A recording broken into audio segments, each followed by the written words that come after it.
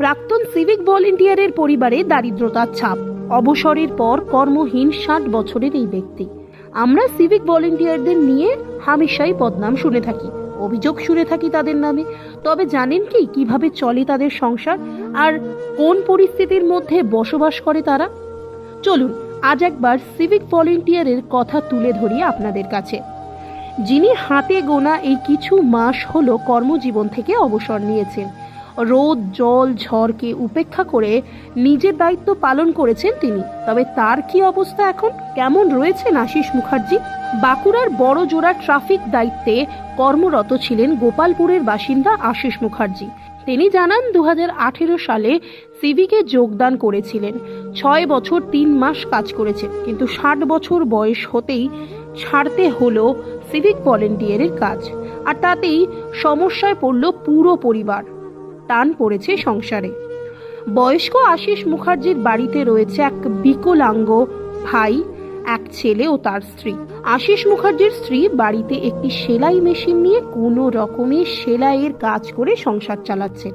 কাকার বাড়িতে তাদের বসবাস, সেই বাড়িও এখন ফাটল ধরেছে, কোথাও কোথাও আবার চাকলা ছেড়ে পড়ছে।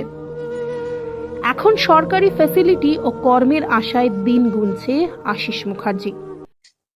আমার সংসার খুব দারিদ্রের মধ্যেই কাটছে, কারণ যেহেতু আমি 10 বছর পূর্ণ না হয় কোনো ফ্যাসিলিটি পাইনি। আমি সিভিকে কাজ করতাম।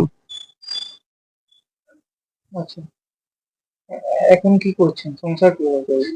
এখন ওই সংসার চলছে, আমার স্ত্রী কোনো রকম সেলাই করে এবং আমিও চেষ্টা করছি কোনো প্রকার কিছু রোজগার করার। আচ্ছা, বাড়িতে কে কে রয়েছে? বাড়িতে আছে আমার ভাই বিকানন্দ, আর আমার একটাই ছেলে, আর আমার স্ত্রী আর আমি, 4 জন। ছেলে কিসে পড়ে? ছেলে 9-এ পড়ছে, আচ্ছা, তারও খরচা প্রচুর এখন। সিভিকে কখন যোগদান করেছে?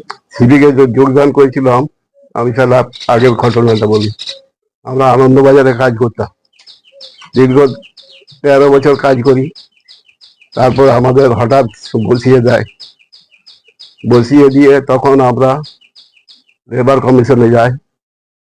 সেখান থেকে লেবার কমিশন অফিসে আমরা ডিগ্রি পাই।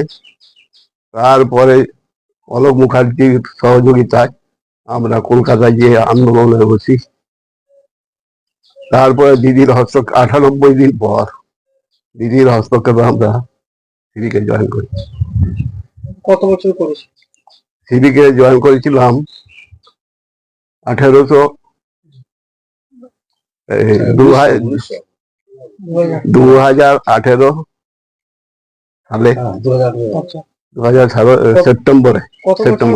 কত বছর সেখানে কাজ করেছে? সিভিকে হুম। সিভিকে আমি কাজ করি 6 বছর 3 মাস। আচ্ছা, রিটায়ার করলেন কখন? রিটায়ার করলাম 31শে ডিসেম্বর 24। রিটায়ার করার পর কোনো সুযোগ সুবিধা পেয়েছে?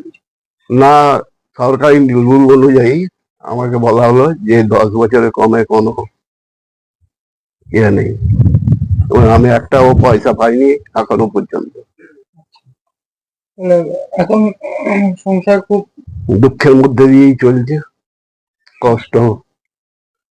এবং ভাইয়ের এই অবস্থা রয়েছে, ছেলেকে মানুষ করতে হবে, সেটাও চিন্তা। আমি মহা বিপদে পড়েছি। এখন কি চাইছেন আপনি?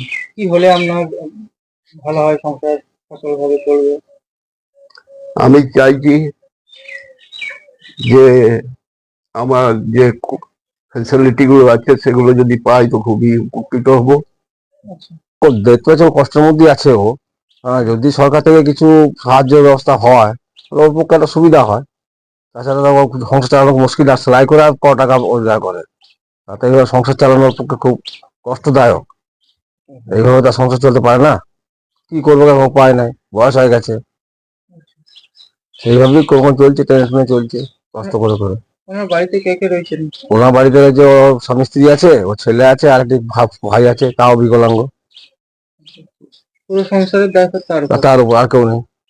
যথেষ্ট বয়স হয়ে গেছে, 60 পেরিয়ে গেছে, এখন প্রায় 60+ হয়ে গেছে। ওনার বাড়িও তো দেখলাম ছেড়ে ছেড়ে পড়ছে। ওনার বাড়ি ছেড়ে ছেড়ে পড়ছে। ওনার তাও বাড়ি তো এই বাড়িটা নয়, বাড়িটা তো ওর মানে ওর ঘুরতে তো দাদা কাকার বাড়ি অ্যাকচুয়াল বাড়ি হচ্ছে যে ওইটা। না, কাকা মারা গেছে, কাকা ছেলে থাকে, ও বিশাল ব্যাপার। আচ্ছা। এখন একে থাকতে দিয়ে গেছে। এখন স্থানীয়রা আপনারা কি বলবেন, মানে কি চাইছেন? চাইছে ওই যাতে কিছু একটা সুরাহার ব্যবস্থা করা যায়। এখন তো আর কাজ করতে আর পারবে না, কারণ আর সে বয়স নাই। যদি কিছু আর্থিক সাহায্য ওকে করা যায় তাহলে কিছুটা সুরাহা হবে, ছেলেটাকে মানুষ করতে পারবে। ওনার নাম? তাছাড়া তো আমার নাম অমরনাথ মুখার্জি।